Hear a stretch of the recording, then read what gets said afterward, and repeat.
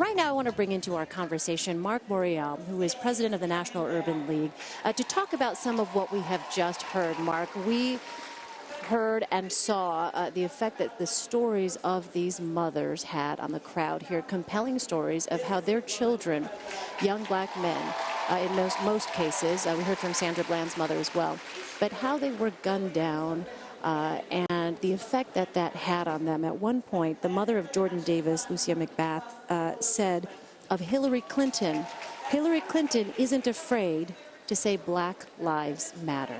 Why has that become such a politically charged issue, do you think? I think because some people take the terminology of Black Lives Matter out of context and suggest that it means to the exclusion of others, when what it means is the need for the nation to focus on the special challenges that black lives have had in this country, the disparities, and certainly the chilling effect and the tragedy of these police killings and of unarmed citizens. And of course, not right for people to retaliate by killing police officers either. Let's say that.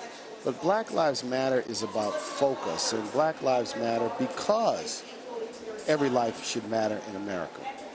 Tell me what you think about, we saw before the mothers, we also saw former Attorney General Eric Holder come out and speak to these issues as well.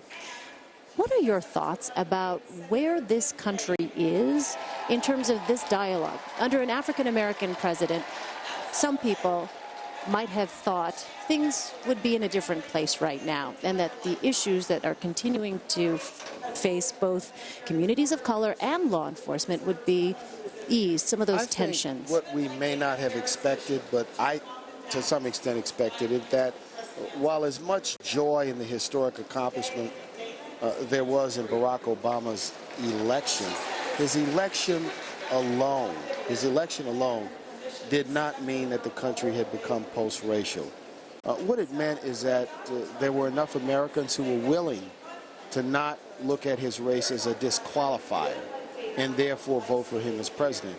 Maybe what we didn't foresee is the backlash in some parts of America, the rise of the birther movement, some of the invective that came from the far right. We didn't perhaps foresee that because the feeling in 2009 was that we had turned the corner.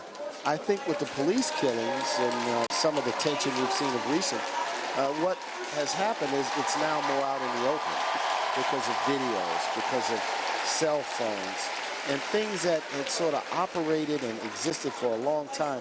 Now people have an opportunity to see them with their own eyes, and that's produced a reaction.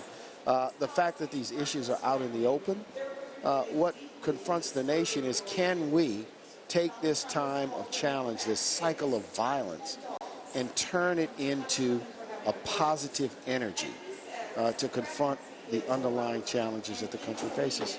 Marc, what then, in your opinion, would a Hillary Clinton presidency mean for the movement, and what would a Donald Trump presidency mean for the movement? So let me, first of all, qualify the statements I'm about to make as being my individual statements, not my statements as president of the National Urban League.